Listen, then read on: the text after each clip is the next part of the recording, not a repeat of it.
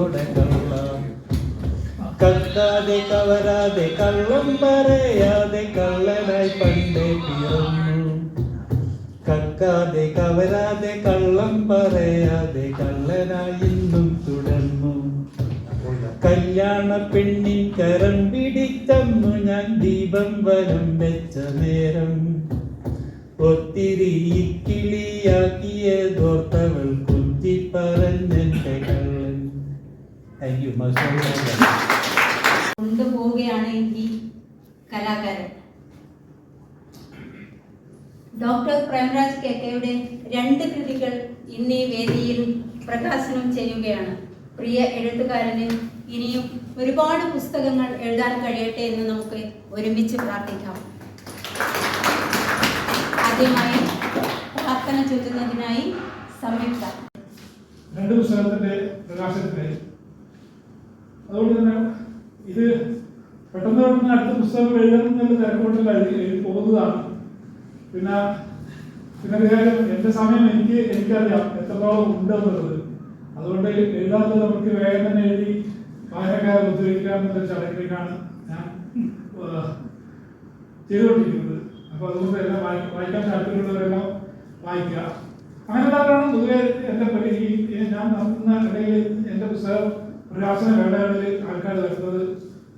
എന്നോടുള്ള ഇഷ്ടത്തെക്കാൾ കൂടുതൽ ഞാൻ അവരിൽ കാണുന്നത് പുസ്തകത്തോടുള്ള അക്ഷരങ്ങളോടുള്ള സ്നേഹമാണ് എന്നാണ് ഞാൻ കരുതുന്നത്. അതുകൊണ്ട് തന്നെയാണ് ഞാൻ ഫോൺ വിളിച്ചു പറയാതെ തന്നെ എൻ്റെ മെസ്സേജ് എവിടെ കണ്ടാൽ തന്നെ വരുന്നവരാണ് പലരും. ഒരുപാട് ഇപ്പോൾ എക്സാമിൻ്റെ തിരക്കുകളുണ്ട്, ടീച്ചർമാർക്ക് എക്സാം, മക്കളുടെ അതുപോലെ ഷഫീഖ് സാറ് ക്ലാസ്സുകളിലെ തിരക്കുണ്ടായി, ചിത്രരചന ക്ലാസ്സിൽ തിരക്കുണ്ടായിട്ടും ഈ ചടങ്ങ് വന്നതിൽ വളരെ സന്തോഷമുണ്ട്. പിന്നെ സലീം സാറിൻ്റെ ഒരു പുസ്തകം ഇവിടെ പ്രകാശനം ചെയ്യപ്പെടുന്നു. അപ്പോൾ എൻ്റെ പുസ്തകം എഴുതുന്നതിലും സാർ ഒരുപാട് സഹായിച്ചിട്ടുണ്ട്. അങ്ങനെ ഇവിടെ വന്നിരിക്കുന്ന സുഖചേച്ചിയാണ് നമുക്ക് എൻ്റെ ഈ പുസ്തകത്തിന് ഒരു പുസ്തകത്തിന് അവതാരിക പുസ്തകങ്ങളിലും അവർ പങ്കെടുത്തിട്ടായിരുന്നു ചടങ്ങുകൾക്ക്. പിന്നെ നമ്മുടെ ഏറ്റവും ചെറിയ എഴുത്തുകാരൻ അഗസ്റ്റിനും കുടുംബവും വന്നിട്ടുണ്ട്, ഷൈനിയും അജിത്തും ഒക്കെ വന്നിട്ടുണ്ട്. പിന്നെ പ്രാർത്ഥന ചൊല്ലിയ കുട്ടി അത് ഗീതചേച്ചിയോട് പറഞ്ഞ തന്നെ പ്രാർത്ഥന ചെല്ലാൻ കേവലം പ്രാർത്ഥന ചെല്ലാൻ ഹോസ്റ്റലിലെ ആൾക്കാർക്ക് കൂടെ ഇഷ്ടമുള്ളവരാണ്. കാരണം ഒരുപാട് സത്സംഗങ്ങൾ നടക്കുന്നതുകൊണ്ടായിരിക്കും നമ്മൾ ഇത്രയും കോണ്ടാക്ട് വെച്ചിരിക്കുന്നത്. ചേച്ചി അതുപോലെ ഒരുപാട് പരിപാടികൾ ഓർഗനൈസ് ചെയ്യുന്നതുകൊണ്ട് ആൾക്കാരെ ഇങ്ങനെയുള്ള കുട്ടികളെ കിട്ടാൻ വേണ്ടി വളരെ ഈസി ആയിരിക്കും. പിന്നെ രജിത് കുട്ടിയോട് നമ്മുടെ നാട്ടുകാരനാണ്, കണ്ണൂർക്കാരൻ. അദ്ദേഹത്തിന്റെ പുസ്തകം നമ്മുടെ ആരെങ്കിലും ഒരാൾ വീട്ടിലേക്ക് വരുന്നു. ചെറിയ കുട്ടികളായിരിക്കുമ്പോൾ നമുക്ക് അവരെ കാണാനും അവരോട് ഒരു കുശലം പറയാനുള്ളോ അത്ര പ്രായം കാണില്ല. അവരോട് എന്താ സംസാരിക്കേണ്ടതെന്ന് അറിയില്ല. ഇങ്ങനത്തെ കുട്ടികൾ പ്രോബ്ലി ഒരു 10 വയസ്സിനകത്തുള്ള കുട്ടികൾക്ക് ഒരു ഹലോ പ്ലീസ് കം സ്വഭാവം ഇത്രയും ചോദിക്കാനുള്ള ഒരു എന്താ പറയുക ഒരു ജീവിത പാഠമോ അല്ലെങ്കിൽ ഈ വ്യവഹാര ശൈലിയോ അവരൊക്കെ പഠിച്ചു കാണിക്കും. പക്ഷെ നമ്മുടെ കുട്ടിക്കാലത്ത് അങ്ങനെ ആയിരുന്നു എനിക്കറിയില്ല. ആരെങ്കിലും വന്നാൽ പൊതുവെ നമ്മൾ എന്താ ചെയ്യുക? മാക്സിമം അവരുമായിട്ടുള്ള കോൺടാക്റ്റോ അല്ലെങ്കിൽ അവരുമായിട്ട് സംസാരിക്കാനുള്ള ഒരു സന്ദർഭം ഇല്ലാതെ അതിനെ ഒഴിവാക്കി നമ്മൾ പുറത്തു പോയി അല്ലെങ്കിൽ നമ്മുടെ ഫ്രണ്ട്സിൻ്റെ കൂടെ കളിക്കുക അല്ലെങ്കിൽ എവിടെയെങ്കിലും പോയി ഒളിഞ്ഞിരിക്കുക, എന്തെങ്കിലും അവോയ്ഡ് ചെയ്ത് പോവുക. അതാണ് നമുക്ക് എപ്പോഴും തോന്നുക. ഇപ്പൊ ഈ കുട്ടി അതിന് ആരും എന്ന് പറയുന്ന ആ കുട്ടി ചെയ്യുന്നതും അതേ കാര്യമാണ്. ആരെങ്കിലും വരുമ്പോൾ അവരെ കാണാനും അവരുടെ അടുത്ത് ഒരു ഫ്യൂ വേർഡ്സ് എക്സ്ചേഞ്ച് ചെയ്യാനുള്ള യാതൊരു താല്പര്യമില്ലാതെ അറ്റ് ദ സെയിം ടൈം അതിൽ ചെറുതായിട്ടുള്ള ഒരു ചെറിയ കുട്ടികളുടെ ഒരു മനഃശാസ്ത്രം കാണും. കാരണം ഈ വേണ്ടാത്ത കാര്യങ്ങൾ നമ്മളോട് ചോദിക്കും. ഏതിലാണ് പഠിക്കുന്നത്, എത്രയാണ് മാർക്ക്, ഇത് അവര് ഓർക്കാനും പോകുന്നില്ല, ഇത് അറിഞ്ഞിട്ട് അവർക്ക് യാതൊരു പ്രയോജനമില്ല ലൈഫിൽ. പക്ഷെ ഇങ്ങനെയുള്ള കാര്യങ്ങൾ ചോദിച്ചുകൊണ്ടിരിക്കും. ഇങ്ങനെ മോറലായിട്ട് ഒരു ശക്തിയും ഇല്ലാതെ ഒരു ദിവസം അവിടെ അങ്ങനെ വീട്ടിൽ പോയപ്പോഴാണ് ഇങ്ങനെ ഓക്കെ ഇത് ഓൾമോസ്റ്റ് ഡെഡ്, ഇവിടെ ഇവിടുന്ന് എങ്ങനെ രക്ഷപ്പെടാനാണ് ഈ കുട്ടി എന്ന് പറഞ്ഞിട്ട് കഥ തുറന്നിട്ട് കൂടി ഈ തുറന്നിട്ട കഥയിൽ കൂടി ഇത്രയും ക്ഷയിച്ചു പോയ ഒരു ശരീരവും കൊണ്ട് 7 അടി ഉണ്ടായിരുന്നു ആ കോമ്പൗണ്ട് വാൾ. ആ കോമ്പൗണ്ട് വാളിൽ മനഃശക്തി കൊണ്ട് മാത്രം ഈ കുട്ടി കടന്നിട്ട് ഇതൊന്നും ആർക്കറിയാത്ത സ്റ്റോറി ആയിരിക്കില്ല. ആ കുട്ടി നോബൽ പ്രൈസ് വാങ്ങിയെന്ന് വെച്ചാൽ ഇപ്പോൾ ആ കുട്ടിയുടെ നാദിയാസ് ഇനിഷ്യേറ്റീവ് എന്ന് പറഞ്ഞിട്ട് ഒരു ഫൗണ്ടേഷൻ ഉണ്ട്. അവിടെ ഇതേപോലെ വിമൻസിനെതിരെ വരുന്ന അട്രോസിറ്റീസിനും ഇതിനുള്ള ഒരു റീഹാബിലിറ്റേഷൻ സെന്റർ കൂടെ തുടങ്ങി അവരെല്ലാം സംരക്ഷിച്ചു വരുന്ന ഒരു കാര്യമാണ് നമ്മൾ ചെയ്തുകൊണ്ടിരിക്കുന്നത്. സോ ഇത്രയും നമ്മൾ ഇതൊക്കെ ഈ ന്യൂസിലൊക്കെ ന്യൂസ് വന്ന് നമ്മളൊക്കെ വായിച്ചറിഞ്ഞൊക്കെ ഇങ്ങനെ നടന്നു, ഇങ്ങനെ ഒരു അംഗീകാരം കിട്ടി, ഇതൊക്കെ ഇങ്ങനെ കാണാതെ പോകുന്ന എത്ര കാര്യങ്ങളുണ്ട്. ഇപ്പൊ ഇതിൽ പറയുന്ന ഒരു ഈ രേവക്ക ഇങ്ങനെ ആരോ കബളിപ്പിച്ച് എവിടെയോ വിൽപ്പനച്ചരക്കായി കൊണ്ടുപോകുന്ന ഒരു സന്ദർഭത്തിലാണ് രക്ഷപ്പെട്ടു വന്ന് ഇങ്ങനെ ഒരു സ്ഥലത്ത് അവിടെ താമസമാക്കുന്നത് കാണുന്നത്.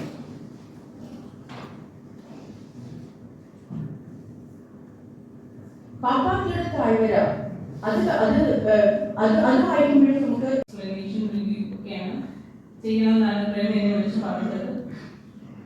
പ്രേമിന്റെ ആദ്യത്തെ നോവലായ ഏഴിലും പാലിയും അതൊക്കെ പ്രേം ഇപ്രാവശ്യം ഒരു സീരിയസ് തോട്ട്സ് നമുക്ക് ചുറ്റും നടക്കുന്ന ചെറിയ ചെറിയ നമ്മൾ പോലും മിസ് ചെയ്യുന്ന കാര്യങ്ങൾ അല്ലെങ്കിൽ നമ്മുടെ പത്രത്തിൽ വരുന്ന കാര്യങ്ങളുടെ ഒരു സീരിയസ് വേർഷൻ ഓഫ് 16 സ്റ്റോറീസ് ആണ് അതിനകത്ത് ചെറുകഥയിൽ എടുത്തിരിക്കുന്നത്.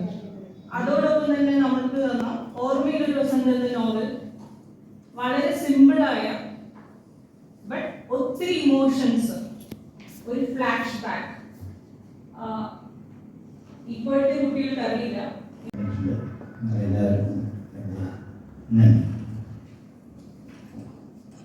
ഞാൻ കർണാടകത്തിൻ്റെ പുത്തൂരിലാണ് ജനിച്ചത്. അപ്പോൾ ഞാൻ സ്കൂളിൽ പോകുന്ന സമയത്ത് കന്നഡത്തിലെ ഒരു മഹാനായ ലേഖകൻ നിങ്ങളെല്ലാവരും അറിയപ്പെടുന്ന കോട്ടൽ ശിവരാമൻ കാരത്തിനോടൊപ്പമാണ് ഞാൻ കുറച്ചു കാലം തയ്ച്ചു കൂട്ടി. എന്ന് പറഞ്ഞാൽ അയാൾ അപ്പോൾ ബാലവനം എന്ന് പറയുന്ന ഒരു കുട്ടികൾക്ക് വേണ്ടി ഒരു സ്ഥാപനം പുത്തൂരിൽ വെച്ച് നടത്തിയിരുന്നു. അപ്പോൾ അതിൻ്റെ ഒരു വലിയച്ഛൻ്റെ പോലെ മോളെ ശിവരാമകാരനോടൊപ്പം സമയം അയാൾ നാടെഴുതുന്നു. അതിനുശേഷം ഞാൻ കാസർഗോഡ് വെച്ച് എൻ്റെ സർക്കാർ കോളേജിൽ വിദ്യാർത്ഥിയായിരുന്നു. ആ സമയത്ത് നമ്മൾ കേരളത്തിൻ്റെ കേന്ദ്രമായ ബഹുമാനപ്പെട്ട ദേവി ശിവശങ്കർ പിള്ള സാർ, MT ഭാസ്കരൻ ಇಂದು ಕೋಟಯಂನಲ್ಲಿರುವ ಥಾಮಸ್ನ ಮನೆ ಮುಂದೆ ಒಂದು ದೊಡ್ಡ ಮರ ಬೆಳೆದು ಹರಡಿಕೊಂಡಿದೆ. ಅದರ ಕೆಳಗಿನ ನೆರಳಿನಲ್ಲಿ ಸುಮಾರಷ್ಟು ಮಕ್ಕಳು ಕುರ್ಚಿಗಳಲ್ಲಿ ಸಾಲಾಗಿ ಕುಳಿತಿದ್ದಾರೆ. ಅವರ ಕೈಗಳಲ್ಲಿ ವಯಲಿನ್, ಗೋಡೆಯ ಮೇಲಿನ LED ಪರದೆಯಲ್ಲಿ ಬೆಳಗಿ ಮಿಂಚುತ್ತಿರುವ ಸಂಗೀತದ ನೋಟ್ಸ್ಗಳನ್ನು ನೋಡಿ ವಯಲಿನ್ ನುಡಿಸುತ್ತಿದ್ದಾರೆ. ಥಾಮಸ್ ಮಕ್ಕಳ ನಡುವಿನಿಂದ ನಡೆಯುತ್ತಾನೆ. ಬಲಗೈ ಸಂಗೀತಕ್ಕನುಗುಣವಾಗಿ ಚಲಿಸುತ್ತದೆ.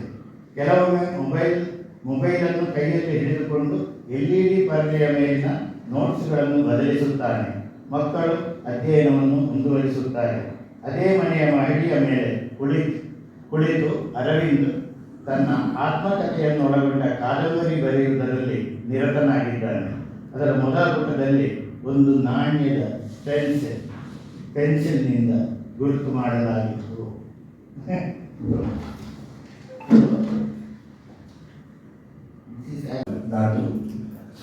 ഭാരതീയ സാഹിത്യത്തിൽ തന്നെ ജാതി വ്യവസ്ഥയെ അഡ്രസ് ചെയ്യുന്ന ഒരു നോവൽ അതാണ്. അതുപോലെ നോവൽ വേറെ ഭാരതീയ സാഹിത്യത്തിൽ കാണാൻ പറ്റില്ല. അത്ര നല്ല ക്ലാസിക്കാണ് ആ നോവല്. അദ്ദേഹം എന്നോട് ചെയ്യാൻ പറഞ്ഞു, ഞാനത് ചെയ്തു. ആ നോവൽ പ്രകാശനം ചെയ്യുന്ന സമയത്ത് പേരുണ്ടായിരുന്നു, ചന്ദ്രശേഖരകുമാർ ഉണ്ടായിരുന്നു, മുഹമ്മദ് ഉണ്ടായിരുന്നു. ആ സമയത്ത് കേരളത്തിൽ ഭൈരപ്പയുടെ സുഹൃത്തുക്കൾ വായിച്ചിട്ട് ഭൈരപ്പയുടെ അതിനെപ്പറ്റി അഭിപ്രായം പറയുന്നു. അപ്പോൾ ഭൈരപ്പ അവിടെ വെച്ചിട്ട് ഭൈരപ്പ എന്നോട് പറയുന്നു, ഭൈരപ്പ മൈസൂർ അദ്ദേഹത്തിൻ്റെ വീട്ടിലേക്ക് വരെ കുറച്ച് കാര്യങ്ങൾ സംസാരിക്കാം. എല്ലാവരും എന്നോട് പറയുന്നത് മഹാ ടഫ് കൈയാകുന്ന ഒരാളുടെ മുന്നിൽ ബാംഗ്ലൂരിനെ പോയിട്ട് കാണണമെന്ന് പറഞ്ഞിട്ട് ബാംഗ്ലൂരിനെ പോയ ആൾക്കാർ ഇപ്പോൾ സഭയിലെ കാണാൻ വേണ്ടി അത്ര ടഫായിട്ടുള്ള ആളാണ് അയാൾ. അദ്ദേഹം വീട്ടിലേക്ക് എന്നെ വിളിച്ചു. ഈ ഡാറ്റു ട്രാൻസ്ലേറ്റ് ചെയ്തതിൻ്റെ റിസൾട്ട് അറിഞ്ഞതിന് ശേഷം അവിടെ വിളിച്ചു വെച്ചിട്ട് ഏതാണ്ട് 3.5 മണിക്കൂർ സംസാരിച്ചു. ജീവിതത്തിൽ മറക്കാൻ കഴിയാത്ത അനുഭവങ്ങളാണ്. കാരണം വൈരത്വ പോലെ ഒരാളുടെ അന്ത്യമുണ്ടോ അദ്ദേഹമില്ല. വംശവൃക്ഷ എന്ന ഒരു നോവലിന്റെ, അദ്ദേഹത്തിന്റെ ആദ്യത്തെ നോവലിന്റെ വലിയ നോവൽ, ആ നോവലിന്റെ അവസാനം വരെ ആ കഥ അദ്ദേഹം എന്നോട് പറയും. എന്നോട് ഇങ്ങനെ ആ കഥയും പറയുകയാണ്. എൻ്റെ ഒരുപാട് കുട്ടികളുണ്ടായിരുന്നു എൻ്റെ കൂടെ, മൈസൂരിൽ പഠിക്കുന്ന ഒരു സ്കൂളിൻ്റെ. അപ്പോൾ അവളാകെ അമ്പരന്നിട്ട്, കാരണം ആ കഥ കേട്ട് ഒരു 2 മണിക്കൂറേറെ ആ ഒരു കഥ പറയാൻ തന്നെ അദ്ദേഹം എനിക്ക് തോന്നി.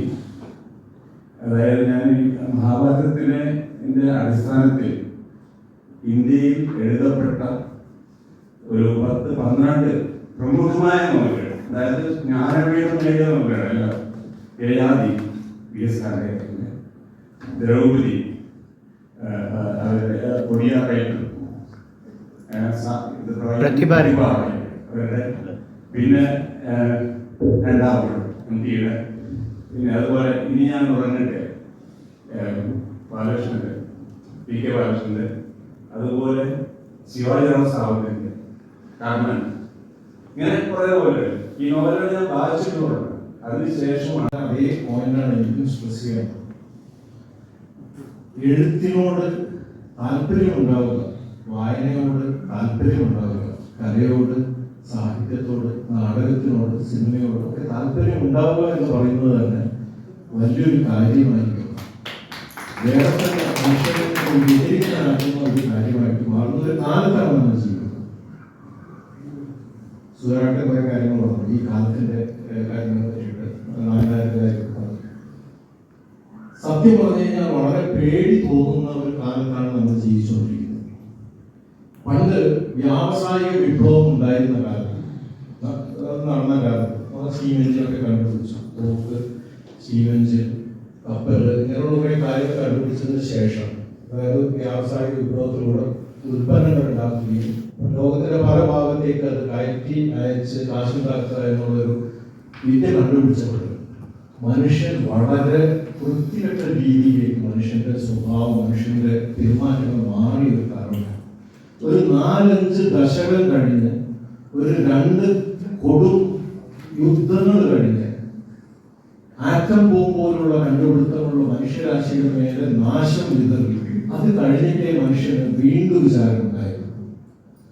നമ്മൾ നോക്കുകയാണെങ്കിൽ എത്രമാത്രം അടിമത്തം, എത്രമാത്രം എംപയർ, ഓരോ യൂറോപ്പിലെ ഓരോ കൊച്ചു കൊച്ചു രാജ്യങ്ങൾക്ക് വരെ ലോകത്തിന്റെ പല ഭാഗത്തും അടിമകളായി കുറെ ആൾക്കാരുണ്ടാവണമെന്നും അവിടുത്തെ റോ മെറ്റീരിയൽസിന്റെ മുകളിൽ അവർക്ക് പൂർണ്ണ അധികാരം ഉണ്ടാവണമെന്നും അവരുണ്ടാക്കുന്ന സാധനങ്ങൾ വിൽക്കാൻ ആക്റ്റീവായിട്ടുള്ള മാർക്കറ്റായി മാറണമെന്നുള്ള സ്വാർത്ഥത എത്രയോ ദശകങ്ങൾ കഴിഞ്ഞിട്ടേ നമുക്ക് അതിനെ കൺട്രോൾ ചെയ്യാൻ പറ്റും.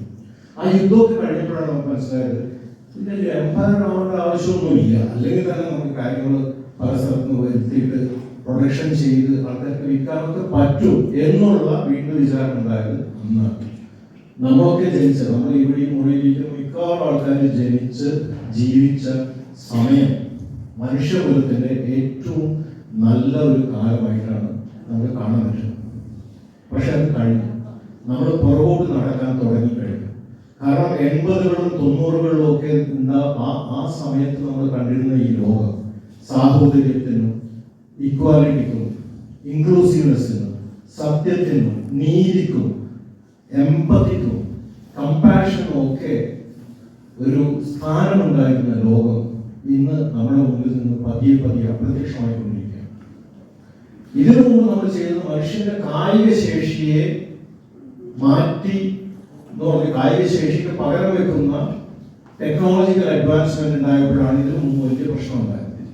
അത് 4 ദശകത്തോളം അല്ലെങ്കിൽ 5 ദശകത്തോളം നമ്മൾ പല കുഴപ്പങ്ങൾ കാണിച്ചെങ്കിലും അതൊക്കെ തിരുത്താനും ലോകത്തിന് ജനാധിപത്യം, യുണൈറ്റഡ് നേഷൻസ്, WHO ഇതുപോലുള്ള ഒരുപാട് സ്ഥാപനങ്ങൾ, പല മീഡിയ ഇതൊക്കെ നമ്മൾ മനുഷ്യൻ അങ്ങോട്ടും ഇങ്ങോട്ടുള്ള ട്രസ്റ്റ് സ്ഥാപിച്ച, മനുഷ്യന് ട്രസ്റ്റോട് കൂടിയിട്ട് സമീപിക്കാവുന്ന ഒരുപാട് ഇൻസ്റ്റിറ്റ്യൂഷൻസ് നമ്മൾ ഉണ്ടാക്കി. ആ ഇൻസ്റ്റിറ്റ്യൂഷൻസ് ഒക്കെ നമ്മൾ ഒന്നൊന്നായി പൊളിച്ചുകൊണ്ടിരിക്കുകയാണ്. അതിന് എങ്ങനെയാണ് നമ്മൾ ചെയ്യുന്നത് പറഞ്ഞാൽ, ഈ ആർട്ടിഫിഷ്യൽ ഇന്റലിജൻസിന്റെ കാര്യം പറയുമ്പോൾ നമ്മളൊക്കെ പലരും പറയുന്ന ഒരു കാര്യമുണ്ട്, കമ്പ്യൂട്ടർ ഇതൊക്കെ പറഞ്ഞതാണ്, എന്നിട്ട് എന്തായി? കമ്പ്യൂട്ടർ വന്നാലേ ഉള്ളൂ ഈ BMS CID അവരൊക്കെ വലിയ കാര്യമൊക്കെ പറഞ്ഞു. പക്ഷെ ഇന്ന് നോക്കൂ, അതാണ് ഇത് എപ്പോഴും ഇങ്ങനെയാണ്. കുറെ ആൾക്കാർ ഇങ്ങനെയൊക്കെ പറയും, പക്ഷെ ഇത് കഴിഞ്ഞിട്ട് ഇതിന് ഗുണം കിട്ടുമ്പോൾ എല്ലാവരും വളരെ നന്നായിട്ട് പറയും. ശരിയാണ്, ഗുണമുണ്ട്. ആർട്ടിഫിഷ്യൽ ഇന്റലിജൻസിന് ഒരുപാട് ഗുണമുണ്ട്. നമ്മൾ ഇനിയിപ്പോൾ ഒരു 5 വർഷം കഴിയുമ്പോൾ തന്നെ നമ്മുടെ DNA, നമ്മുടെ ജീൻ ഒക്കെ നോക്കി നമുക്ക് കറക്റ്റായിട്ട് നമുക്ക് മാത്രം പറ്റുന്ന മരുന്നുകൾ നമുക്ക് തരാനുള്ള സാധ്യതകൾ ആർട്ടിഫിഷ്യൽ ഇന്റലിജൻസിന് കൊണ്ടുവരുന്നുണ്ട്. പക്ഷേ എന്തൊക്കെ കുഴപ്പങ്ങളാണ് ചെയ്തുകൊണ്ടിരിക്കുന്നത്? നമുക്ക് എന്താ സത്യം പറഞ്ഞു കഴിഞ്ഞാൽ നമുക്ക് നമ്മുടെ ജീവിതത്തിൽ നമുക്ക് ഇഷ്ടമുള്ള കാര്യങ്ങൾ ചെയ്യാം. നമുക്ക് ഇഷ്ടമുള്ള കാര്യങ്ങൾ എന്താണ്? പുസ്തകം വായിക്കുന്നതായിരിക്കും, ചിത്രം വരയ്ക്കുന്നതായിരിക്കും, സിനിമ കാണുന്നതായിരിക്കും. നമുക്ക് അങ്ങനെയാണ് നമുക്ക് ഏറ്റവും ഇഷ്ടം. നല്ല ജോലി, അതുപോലത്തെ ജോലിയാണ് വേണ്ടത്. ഇതുപോലുള്ള കാര്യങ്ങൾ നമ്മൾ ചെയ്യുമ്പോൾ നമുക്ക് ജീവിക്കാനുള്ള വക കിട്ടുകയാണെങ്കിൽ അതാണ് ഏറ്റവും നല്ല ജോലി എന്ന് പറയുന്നത്. പക്ഷേ അത്തരം ജോലികളൊക്കെ അതിന് മുഴുവൻ ടാർഗറ്റ് ചെയ്തുകൊണ്ടിരിക്കുന്ന ഒരാളുണ്ട്, ആർട്ടിഫിഷ്യൽ ഇന്റലിജൻസ്.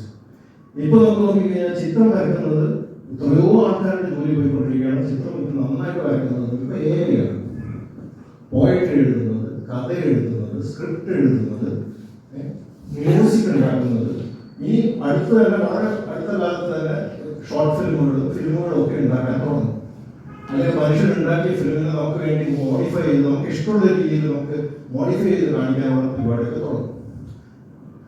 നിലം തൂക്കുക, ഭക്ഷണം ഉണ്ടാക്കുക, ഇത്തരം പരിപാടികളൊക്കെ നമുക്ക് വേണ്ടി ബാക്കി വരും. അതായിരിക്കും നമ്മൾ ചെയ്യുന്നത്. അപ്പൊ ആർക്ക് വേണ്ടിയാണ് ഈ ടെക്നോളജി ഉണ്ടാക്കുന്നത്? മനുഷ്യന് വേണ്ടിയാണോ? മനുഷ്യനെ കീഴ്പ്പെടുത്താൻ വേണ്ടിയാണ്. ഒരിക്കലും ഒരു മനുഷ്യന് പകരക്കാരനായിട്ട് ഒരു ബോട്ടിൽ ഉപയോഗിക്കാൻ നമ്മൾ ഒരിക്കലും അനുവദിക്കാൻ പാടില്ല. പക്ഷെ ഇന്ന് സംഭവിക്കുന്നത് എന്താണ്? ഈ അടുത്ത കാലത്ത് OpenAI ഒരു ഏജന്റ് ഉണ്ടാക്കി. ഒരു പർട്ടിക്കുലർ കാര്യം ചെയ്യാൻ വേണ്ടിയിട്ടുള്ള ഏജന്റാണ്. ഈ AI-യോട് പറഞ്ഞു, നീ ഇന്ന കാര്യങ്ങൾ അക്കോംപ്ലിഷ് ചെയ്യണം. അതിനകത്ത് എല്ലാം ചെയ്യാനുള്ള വഴി ഇന്നുണ്ട്. ഒരു വെബ്സൈറ്റിൽ പോവുക, ഒരു കാര്യം സെർച്ച് ചെയ്യുക, ഒരു ലിങ്ക് എടുക്കുക, അതിൽ ക്ലിക്ക് ചെയ്യുക, സാധനങ്ങൾ വാങ്ങുക, പിന്നെ ഒരു ജോലി ഓർഡർ, എല്ലാ കാര്യങ്ങളും ചെയ്യാനുള്ള കഴിയുന്ന AI-ക്ക് നമ്മൾ കൊടുക്കുകയാണെങ്കിൽ, ആ ഇന്റർഫേസ് കൊടുക്കുകയാണെങ്കിൽ അത് ചെയ്യാൻ പറ്റും. അതിനോട് പറഞ്ഞ ഒരു സംഭവത്തിൽ അതിനൊരു സ്ഥലത്ത് സ്റ്റക്കായി. ഈ വെബ്സൈറ്റിലൊക്കെ ക്യാപ്ച എന്ന് പറയുന്ന സാധനത്തിൽ ആ ക്യാപ്ച മനുഷ്യന് മാത്രം ചെയ്യാൻ വേണ്ടി ഡിസൈൻ ചെയ്ത് വെച്ചിരിക്കുകയാണ്. ഇങ്ങനെ പറഞ്ഞുകൊണ്ട് നിൽക്കുന്ന ഒരു എഴുത്തൊക്കെ നമ്മൾ ടൈപ്പ് ചെയ്ത് കയറണം. അത് ഈ OpenAI-യുടെ മോഡലിന് അത് സോൾവ് ചെയ്യാൻ പറ്റില്ല. ഉടനെ അത് എന്ത് ചെയ്തു? കാശ് കൊടുത്തു കഴിഞ്ഞാൽ ജോലി ആൾക്കാർക്ക് ജോലി കൊടുക്കാവുന്ന ഒരു വെബ്സൈറ്റ് ഉണ്ട്. എന്തോ ഒരു ടാസ്ക് ഫോർ ഹയറോ അങ്ങനെ എന്താണ് ഒരു സാധനം. അവിടെ പോയിട്ട് ഇത് ഈ ഒരു ജോലി മാത്രം ഇത്ര കാശിന് ചെയ്യാൻ വേണ്ടിയിട്ടാണ് കൊടുക്കും. കിട്ടിയപ്പോഴേ ഇതെന്ത് ജോലിയായത്? ക്യാപ്ച സോൾവ് ചെയ്യുക, ഇത് മാത്രമാണ് ജോലി. നിങ്ങളാരാണ്? നിങ്ങളൊരു ബോട്ടാണ്, റോബോട്ടാണോ? അപ്പൊ അതുപോലെ അല്ല, എനിക്ക് കണ്ണിന് കാഴ്ച ഇച്ചിരി പ്രശ്നമുണ്ട്, അതുകൊണ്ടാണ് ഞാൻ ചെയ്ത് തന്നാൽ മതി. അത് കേട്ടപ്പോ അയാൾ പറഞ്ഞു, അയ്യോ പാവം, കാഴ്ച ഇല്ലാത്ത ഒരാളാണ്, ഉടനെ ചെയ്തു കൊടുത്തു എന്ന് പറഞ്ഞു കഴിഞ്ഞാൽ ഇതിനെ കള്ളം പറയാൻ ആരെങ്കിലും പഠിച്ചിട്ടുണ്ടോ? ഇത് കള്ളം പറഞ്ഞ് സുന്ദരമായിട്ട് കാര്യം നടത്തിയിരിക്കുകയാണ്. മനുഷ്യരെ പറ്റിച്ചിട്ട് ഒരു കാര്യം നടത്തിയിരിക്കുകയാണ്. അപ്പൊ ഇതിനെ നമ്മൾ ഇനിയിപ്പോ കള്ളം പറയാനോ അല്ലെങ്കിൽ മനുഷ്യർക്കെതിരായി പ്രവർത്തിക്കാനോ പഠിപ്പിക്കേണ്ട ആവശ്യമില്ല. കാരണം ഇതിന് നിർമ്മിച്ചിരിക്കുന്നത് മനുഷ്യൻ ക്രിയേറ്റ് ചെയ്തിരിക്കുന്ന ഒരുപാട് കണ്ടന്റ്, ഇന്റർനെറ്റിൽ കിടക്കുന്ന കണ്ടന്റ് ലിസ്റ്റാണ്. അതിൽ നമ്മളുടെ കുനിഷ്ടവും ഉന്നായ്മയും അസൂയയും നമ്മളെ എല്ലാ നെഗറ്റീവ് സാധനങ്ങളും ഇത് പിക്ക് ചെയ്തിട്ടാണ്. ഇനി അതിന്റെ ചുറ്റും ഒരു ഗാർഡ് റെയിൽ വെച്ചിട്ട് നീ ഇത് ചെയ്യാൻ പാടില്ല, നീ അത് ചെയ്യാൻ പാടില്ല, കുട്ടികളോട് ഇത് പറയാൻ പാടില്ല എന്നുള്ള സാധനങ്ങളൊക്കെ പറഞ്ഞിട്ടുണ്ടെങ്കിലും അതിന്റെ ഉള്ളിൽ ഈ പറയുന്ന എല്ലാ സംഭവങ്ങളും. പിന്നെ നമ്മൾ ഇന്ന് സോഷ്യൽ മീഡിയയിൽ കയറി കഴിഞ്ഞാൽ കാണുന്ന ആൾക്കാർ, അതിൽ എത്ര പേരാണ് ശരിക്കുള്ള ആൾക്കാരെന്ന് നമുക്ക് കൃത്യമായിട്ട് അറിയും. പല വിചിത്രമായ പേരുകൾ വന്നിട്ട് വിദ്വേഷം വമിക്കുന്ന കമന്റുകൾ അവിടെ ഇങ്ങനെ തട്ടിയിട്ട് പോകുന്ന ആൾക്കാർ അതിൽ നല്ലൊരു ശതമാനം വോട്ടുകളാണ്. ഗവൺമെന്റുകൾക്ക് വേണ്ടിയോ അല്ലെങ്കിൽ രാഷ്ട്രീയ പാർട്ടികൾക്ക് വേണ്ടിയോ അല്ലെങ്കിൽ കോർപ്പറേറ്റുകൾക്കും വേണ്ടി ഇത്തരം അവർക്ക് വേണ്ടുന്ന തരത്തിൽ മനുഷ്യന്റെ അഭിപ്രായങ്ങൾ മാറ്റുകയും മനുഷ്യന്റെ തീരുമാനങ്ങൾ മാറ്റുകയും ഒക്കെ ചെയ്യുന്ന പണിയിലാണ് ഇന്ന്. അപ്പൊ നമ്മളെ കൊണ്ട്, കാരണം അതിനോട് ഇതൊന്നും ചെയ്യണമെന്ന് സക്കർബർഗോ അല്ലെങ്കിൽ ഈ സുന്ദർ പിച്ചയോ അങ്ങനെ ആരും പറയുന്നില്ല. പക്ഷെ അവർ പറയുന്ന ഒരു കാര്യമുണ്ട്, മനുഷ്യനെ ഏറ്റവും കൂടുതൽ എൻഗേജ് ചെയ്ത് നിർത്തണം, അത്രയേ പറയുന്നുള്ളൂ. അത് വലിയ മോശം കാര്യമൊന്നുമല്ല. എന്ന് പറഞ്ഞു കഴിഞ്ഞാൽ ഏറ്റവും കൂടുതൽ ആൾക്കാർ ഏറ്റവും കൂടുതൽ സമയം ഏറ്റവും കൂടുതൽ ലൈക്കും ഷെയറും കമന്റും ചെയ്തിട്ട് അതിനകത്ത് ഉണ്ടാകുക, അതാണ് ആവശ്യം. അപ്പൊ ഇതിൽ കൃത്യമായിട്ട് അറിയുന്ന ഒരു കാര്യം, ഇത് പഠിച്ചുകൊണ്ടിരിക്കുന്ന ഒരു കാര്യം എന്ന് പറഞ്ഞു കഴിഞ്ഞാൽ, മനുഷ്യരെ പേടിപ്പിച്ചു കഴിഞ്ഞാൽ അവൻ ഇത് മേടിച്ചിട്ട് കഞ്ഞിണ്ടാക്കാൻ പോയില്ല. അവന് ദേഷ്യം പിടിപ്പിച്ചു കഴിഞ്ഞാൽ അവനിങ്ങനെ ഞെക്കി പല്ല് ഉറുമിക്കൊണ്ടിരുന്നത് ടൈപ്പ് ചെയ്തുകൊണ്ടിരിക്കും, അവൻ കുളിക്കാൻ പോവില്ല. അപ്പോൾ മനുഷ്യനെ ഏറ്റവും കൂടുതൽ ഇതിലേക്ക് എൻഗേജ് ചെയ്യണമെങ്കിൽ അവനെ പേടിപ്പിക്കണം. അവന്റെ അസൂയ, അവന്റെ വെറുപ്പ് ഇത് മുഴുവൻ വളർത്തും. അതാണ് ഭംഗിയായിട്ട് ചെയ്യുന്നത്. പണ്ടൊക്കെ എന്ന് പറഞ്ഞു കഴിഞ്ഞാൽ KP കേശവൻ, MT വാസുദേവൻ നായർ, സ്വദേശാഭിമാനി രാമകൃഷ്ണൻ, ഇങ്ങനെ ഒരുപാട് പഠിച്ച പക്വതയുള്ള അല്ലെങ്കിൽ ഒരുപാട് നമ്മളെ റെസ്പെക്ട് ചെയ്യുന്ന ആൾക്കാരാണ് എഡിറ്റർ എന്ന് പറയുന്ന ജോലി ചെയ്യുന്നത്. ആ എഡിറ്ററുടെ ജോലി എന്ന് പറഞ്ഞു കഴിഞ്ഞാൽ ഒരു പത്രത്തിന്റെ തലക്കെട്ടായിട്ട് നമ്മൾ എന്ത് വെക്കണം, പത്രത്തിൽ കൊടുക്കാൻ പാടില്ലാത്ത കാര്യങ്ങൾ എടുത്ത് കളയേണ്ട ഏത് ന്യൂസാണുള്ളത്, ഇതൊക്കെ തീരുമാനിക്കുന്ന അത്തരത്തിലുള്ള ആൾക്കാരാണ്. അവരുടെ അവരാണ് എഡിറ്റോറിയൽ എഴുതുന്നത്. അത്തരം കാര്യങ്ങളാണ് നമ്മുടെ മനസ്സിനെ സ്വാധീനിക്കുന്നത്, നമ്മുടെ അഭിപ്രായങ്ങളെ സ്വാധീനിക്കുന്നത്. ഇന്ന് സംഭവിക്കുന്നത് എന്താണ്? ആ എഡിറ്ററുടെ ജോലിയാണ് ലോകത്തിലെ ഏറ്റവും വലിയ പത്രം ഇന്ന് ഫേസ്ബുക്കാണ്, ഇൻസ്റ്റാഗ്രാമാണ്, ട്വിറ്ററാണ്. അതിന്റെ എഡിറ്ററുടെ ജോലി അതിന്റെ CEO പോലും ഒരു പിടിയില്ലാത്ത കംപ്ലീറ്റ്ലി കൊടുത്തിരിക്കുന്ന ഒരു മെഷീൻ. അതിന് നമ്മുടെ തൂപ്പ് ജോലിയൊന്നും വേണ്ട. അതിന് CEO ആണോ, എഡിറ്ററാണോ, ആർട്ടിസ്റ്റാണോ, സിനിമാക്കാരനാണോ, അതൊക്കെ നാച്ചുറലി അങ്ങോട്ടേക്കാണ്. പണ്ടൊക്കെ എന്ന് പറഞ്ഞു കഴിഞ്ഞാൽ ഏറ്റവും അധ്വാനിക്കുന്ന ജനവിഭാഗത്തിന്റെ ജോലിയായിരുന്നു പോയിട്ടുണ്ടാവുക. ഇപ്പൊ എന്ന് പറഞ്ഞു കഴിഞ്ഞാൽ മനുഷ്യകുലത്തിന്റെ ഏറ്റവും പവർഫുൾ ആയിട്ടുള്ള ആൾക്കാരെയാണ് തട്ടി മാറ്റിക്കൊണ്ടിരിക്കുന്നത്. അങ്ങനെ ഒരു കാലത്ത് ഇത് ഇപ്പൊ പറഞ്ഞതെന്ന് പറഞ്ഞു കഴിഞ്ഞാൽ ഈ വിദ്വേഷവും ഇങ്ങനെയുള്ള കാര്യങ്ങളൊക്കെ ഒന്നാണെങ്കിലും, രണ്ടാമത്തെ കാര്യം ഇന്ന് ഞാൻ സ്ട്രെസ് ചെയ്യാമെന്ന് ഉദ്ദേശിച്ച ഒരു കാര്യം എന്ന് പറഞ്ഞു കഴിഞ്ഞാൽ മീഡിയോക്രിറ്റി.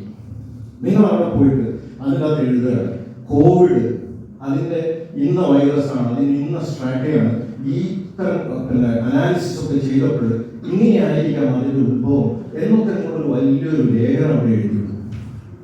5 ലൈക്ക്, മേബി 10, നിങ്ങൾ കുറച്ചും കൂടെ ഫ്രണ്ട്സ് ഒക്കെ ഉള്ളതാണെങ്കിൽ 10 ലൈക്ക് വരും. ബാക്കി അതിനകത്ത് കാണിക്കുകയെങ്കിൽ ഇത്രയും കോംപ്ലിക്കേറ്റഡ് ആയിട്ടുള്ള ഇത്രയും ഗഹനമായിട്ടുള്ള ഒരു കാര്യം അത് വൈറലല്ല.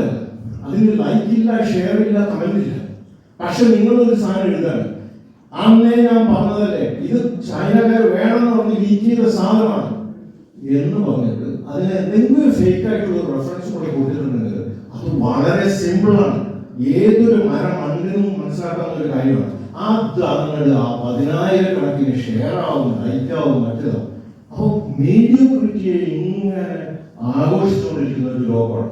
നിങ്ങളിപ്പോഴും അമേരിക്കയിൽ നടന്നുകൊണ്ടിരിക്കുന്ന കാര്യങ്ങൾ നിങ്ങൾ കാണുന്നുണ്ടാവും.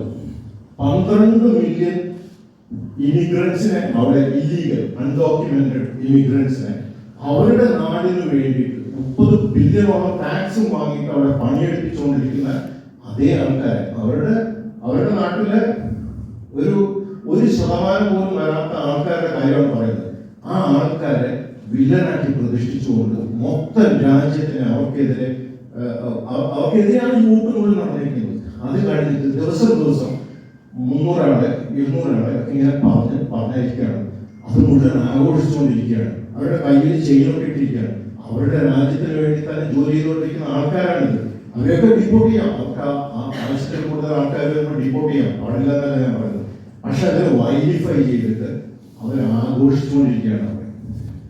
ഒരു തരത്തിലുള്ള ഗവൺമെന്റ് ജനാധിപത്യ സ്വഭാവമില്ലാത്ത, ഒരു തരത്തിലുള്ള ഗവൺമെന്റ് ഫംഗ്ഷനും പോലും ഇല്ലാത്ത എലോൺ മസ്ക് എന്ന് പറയുന്ന ഏറ്റവും കൂടുതൽ സമ്പത്തും ഏറ്റവും കൂടുതൽ ടെക്നോളജിയും ഏറ്റവും കൂടുതൽ പവറും ഉള്ള ഒരു മനുഷ്യനെ യാതൊരു തരത്തിലുള്ള കോൺഗ്രസും അല്ലെങ്കിൽ അവരുടെ സെനറ്റുമായിട്ട് ഒരു ബന്ധമില്ലാത്ത ഒരാളെ കുറിച്ചിട്ട് തോന്നിയതുപോലെ USA, WHO, അത് ഇത് ഓരോരോ ഇൻസ്റ്റിറ്റ്യൂഷൻ. കാരണം നമ്മൾ ഇന്ന് നമ്മുടെ മനസ്സിൽ മുഴുവൻ ഡിസ്ട്രസ്ഡ് ആണ്. നമുക്ക് ആരെയും വിശ്വാസമില്ല, നമുക്ക് ഒന്നിനെയും വിശ്വാസമില്ല. അതുകൊണ്ട് ഓക്കെ WHO പോയി, ഗംഭീരമായി, നല്ല കാര്യം, അതൊരു തീരെ ശരിയുണ്ടായിരുന്നില്ല. യുണൈറ്റഡ് നേഷൻസ് അവർക്കൊരു കാര്യമില്ല. ലോക കോടതി അതിന്റെ കാശ് കട്ട് ചെയ്തു, ഗംഭീരം. ഇങ്ങനെ പോകുന്നു നമ്മുടെ കാര്യം. ഇങ്ങനെ നമുക്ക് അങ്ങോട്ടും ഇങ്ങോട്ടും ട്രസ്റ്റ് ചെയ്തിട്ടില്ലെങ്കിൽ ഈ പറയുന്ന നമ്മൾ എങ്ങനെ റെഗുലേറ്റ് ചെയ്യും? അമേരിക്ക ഉണ്ടായിക്കൊണ്ടിരിക്കുന്നു, ഇവിടുത്തെ ചൈന ഉണ്ടായിക്കൊണ്ടിരിക്കുന്നു. അവരെ തമ്മിൽ മുഖത്തോട് പോലും നോക്കില്ല. ഒരു UN പോലും നമ്മളെ തളർത്തിക്കൊണ്ടിരിക്കുകയാണ്. അപ്പോൾ ഒന്നിച്ചിരുന്ന് ഈ മെഷീൻ നമ്മളെ ഭരിക്കാതെ ഈ മെഷീനെ നമുക്ക് ഉപയോഗപ്രദമായ കാര്യങ്ങൾക്ക് വേണ്ടി ഉപയോഗിക്കണമെന്ന് പറഞ്ഞ് നിൽക്കേണ്ട ഈ സമയത്ത് ഇതാണ് ഇവിടെ സംഭവിച്ചുകൊണ്ടിരിക്കുന്നത്.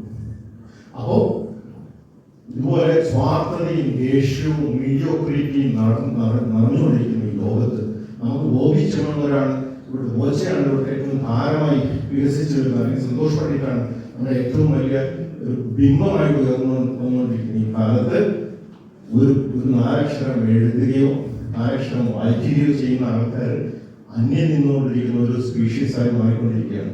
പക്ഷേ നമുക്കിത് തുറന്നുകൊണ്ടേയിരിക്കണം. നമുക്കിത് തുറന്നുകൊണ്ടിരുന്നാലേ പറ്റുള്ളൂ. കാരണം നമുക്ക് ഈ ലോകം തിരിച്ചു പിടിക്കണമെങ്കിൽ നമുക്ക് ഇതൊരു കർത്തവ്യമാണ്. ഇത് കഴിഞ്ഞിട്ട് വീണ്ടും സന്തോദയം ഉണ്ടാവണമെങ്കിൽ നമ്മൾ ഇത് ചെയ്തുകൊണ്ടേയിരിക്കണം. അതുകൊണ്ടാണ് ഈ പ്രേംരാജ് ഇത്തരത്തിലുള്ള പ്രവർത്തനത്തിൽ ഏർപ്പെടുന്നത്. അദ്ദേഹം എഴുതിയത് ഞാൻ വായിച്ചിട്ടില്ലെങ്കിലും അദ്ദേഹത്തിനോട് ഇഷ്ടം തോന്നുന്നതും അദ്ദേഹത്തിന് ഈ പ്രോഗ്രാമിൽ എനിക്ക് സംബന്ധിക്കാൻ വേണ്ടിയിട്ട് തോന്നുകയും ചെയ്തു. അപ്പോൾ അതിൽ കൂടുതലൊന്നും ഞാൻ പറയുന്നില്ല. ഞാൻ വിഷയത്തിന്റെ പുറത്തേക്കാണ് പോകുന്നത്. കാരണം അദ്ദേഹത്തിന്റെ എഴുത്ത് വായിച്ചിരിക്കുന്ന ഒരുപാട് ആൾക്കാർ ഇവിടെ ഉണ്ടാവും. അപ്പം അവരെ നമുക്ക് കേൾക്കാം. സോ പ്രേംരാജിന് അദ്ദേഹത്തിന്റെ എല്ലാ പ്രവർത്തനങ്ങൾക്കും എല്ലാവിധ ആശംസകളും ഭാവുകളും നൽകുവാനായി വാഗ്ദാനം. നമസ്കാരം. അത് അദ്ദേഹം അക്ഷീണമായി പ്രവർത്തിച്ച് കൂടുതൽ നല്ല കാര്യങ്ങൾ അല്ലാതെ നിങ്ങൾ വായിച്ചു നോക്കിയാൽ മനസ്സിലാവും. കുട്ടികളുടെ ഭാവനയിലുള്ളത്, അതായത് ഒരു 10 വയസ്സായ കുട്ടിക്ക് എന്താണ് ഭാവന, അതിനുള്ളൊരു കഥ. ഏതായാലും ഈ ഒരു